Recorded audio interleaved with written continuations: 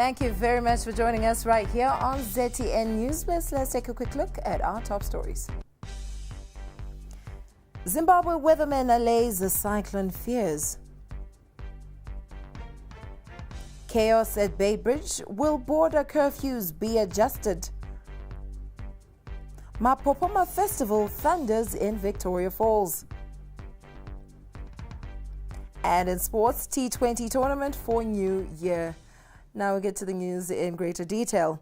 Weather experts have warned that Zimbabwe might experience another cyclone just over a year after Cyclone Idai ravaged areas of the country's Manicaland province. Cyclone Cyclone is expected to make a landfall in Mozambique on the 30th of December before moving to Zimbabwe's eastern highlands on the 31st of December. Owen Kaura gives us more.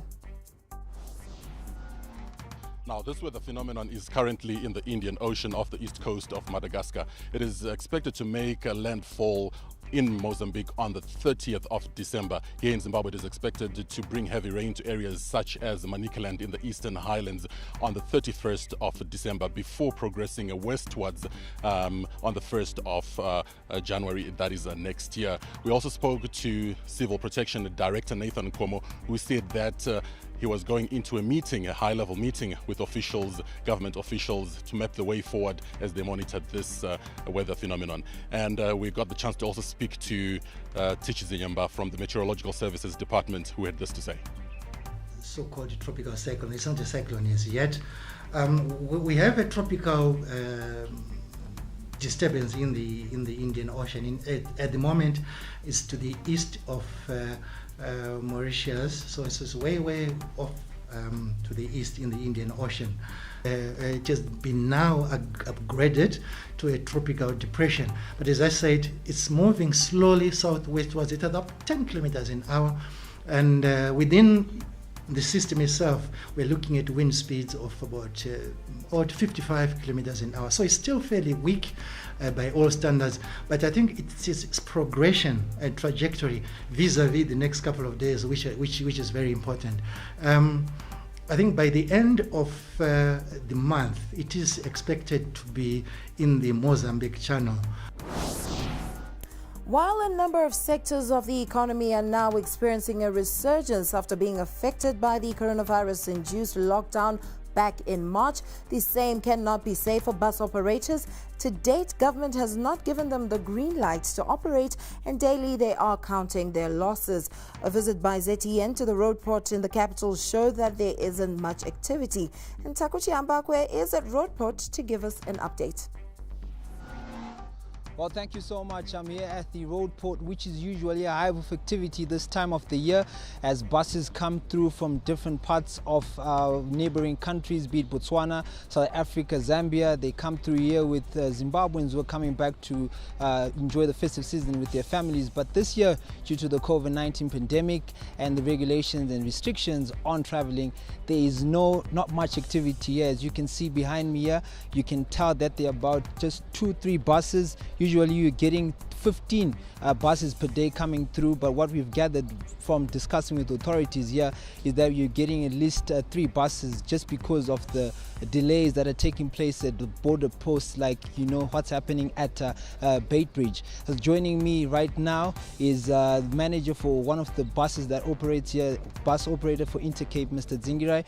He's just going to tell us about how business has been affected during this COVID-19 era and what he is also expecting from authorities regards making sure that they also get sustainability in running their businesses. Sir, thank you so much for joining us. The true position is the government hasn't said anything in terms of us operating, so we are only allowed to operate through the directive from the Zimbabwe embassy in South Africa to say when you are coming to Zimbabwe with the repatriation as Zimbabweans, we are allowed to come in.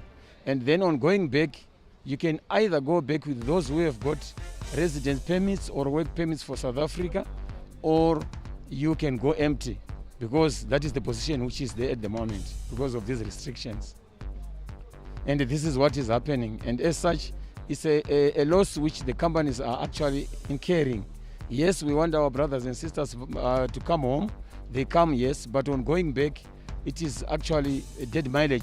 I'm also joined here by the manager of Roadport here. Sir, thank you so much for your time. What has been the situation since March? We came here and we were discussing with you and your colleagues, and you're saying business has gone down, and you've run for about 7 months into the year now. What has been the situation like over the past couple of months? So far, there is no business here. There are no buses that were going out from March until we started on the 1st of December. We were expecting as much people from South Africa, those who were locked in South Africa, to come through and enjoy the Christmas with their families, but it's now a nightmare to cross the border. People are spending up to 3 days by the border waiting to be cleared to come home. So most people here who rely with those cross borders are not going to enjoy Christmas anymore. Thank you so much.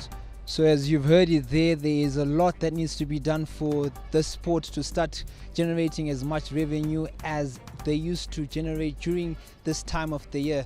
I'll be keeping you updated with other developments as we keep discussing here with people that are traveling. Some have been waiting here for close to 3 days for buses to come and take them to different destinations. Back to you guys in the studio. Still with international travel, many Zimbabweans who are returning from home from South Africa are spending as many as 3 days at the Bay Bridge border post as authorities are battling to clear the huge volumes of travelers due to the curfew that has been imposed. The border, which used to operate on a 24-hour basis, now closes its doors at 10 p.m. Now the question is, will the curfew be adjusted? Home Affairs Minister Kazembe responds. We are assisting with the matter at the border. We are aware of the challenges that people are facing, and currently we are actually in discussions with our counterparts in South Africa, because it requires both sides to deal with the situation. So we are assisting with the matter. But as for whether the curfew can be lifted, that decision will have to be made by the task force. In Zimbabwe are warning of a possible surge in COVID-19 cases this festive season. As of the 22nd of December, the country had recorded a cumulative total of 12,554 cases of COVID-19, 10,159 recoveries, and 326 deaths. With the recovery rate currently at 81%, officials say World Health Organization guidelines should be followed. Outbreaks of typhoid, fever, cholera, and other diarrheal diseases associated with the rainy season and an increase in malaria cases is also being anticipated. This means people should continue practicing good hygiene.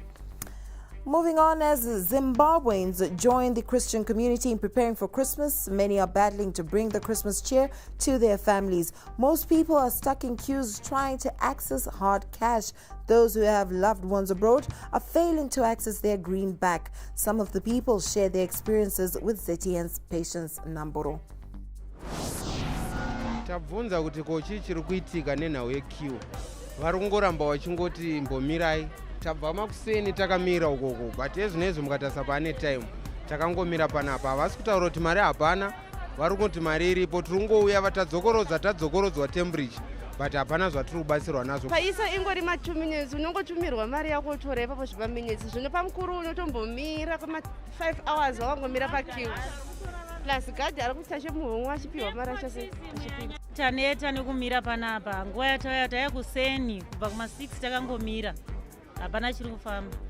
Operation yacho yakati yakadai awedzerwa mamukuru aya because pakaipa. South Africa's Gauteng High Court has dismissed 3 separate applications to reopen certain beaches in the Eastern Cape and Garden Route. Delivering his judgment today, Judge Hans Fabricius said government's decision to close the beaches over the festive season is not irrational or unlawful. The applicants had argued that the regulations impact freedom of trade as enshrined in the country's constitution. Last Monday, President Cyril Ramaphosa announced the closure of certain beaches and parks as a measure to contain the spread of coronavirus during the festive season. Rail, air and sea services between the UK and France have resumed after the French government agreed to ease its travel ban over COVID fears. French citizens, British nationals living in France and holiers are amongst those who are now able to travel if they have a recent negative test. Thousands of vehicles have been stuck since the travel ban on Sunday, and the ban was imposed after the UK government warned of a new fast-spreading variant of coronavirus. However, more than 50 countries, including Italy, India, and Pakistan, are continuing to block travelers from the UK. We move on to the world of sport. We start off with cricket, where the domestic cricket season will resume with a 2020 competition in the first week of January.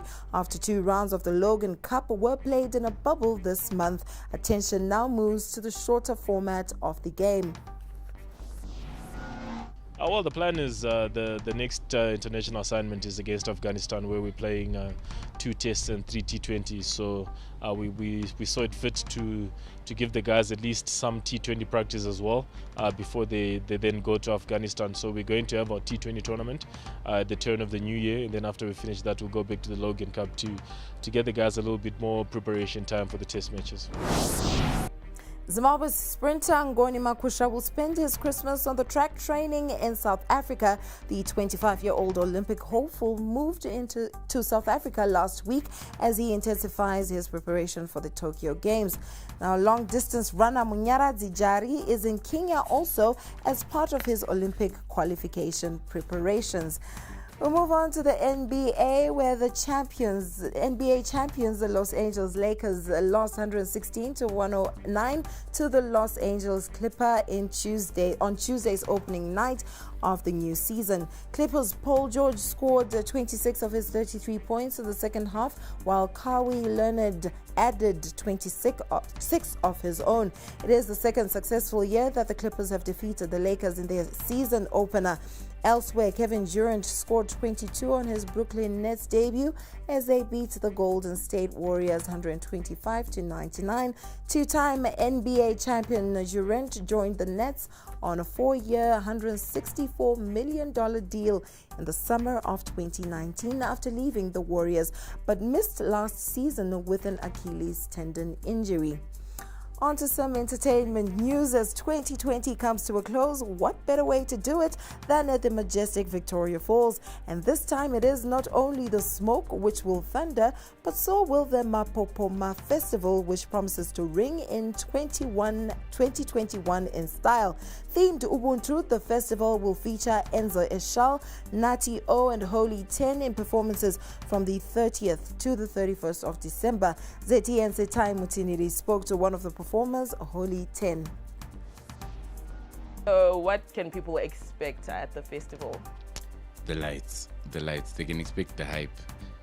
We've seen, like you said, and other people have been speaking. Yeah. So for me, it's about meeting the people now, and all the love that I've seen on the internet and everywhere else, that was worn up on the ground. So they can expect that hype. And that's all we have for you on ZTN News Blitz. Thank you for watching. Kachiruka panga takawanda ndichekusimbisa njonda inosunda njonda inokunda njonda menizi tanda ibizo remene mene ilevo racho aridone urambo akadaro satene haiwa chimboita kuti tiwine chisiya something anything. Yeah, vese vaimoka ndichinoka koka vese vailoka ndichifoka Kokai. Ala me day one fans. Kokai. Ese vai seka jaka presa. Ese vai hala vachi flexa. Every girl shot and every girl. Yeah, man.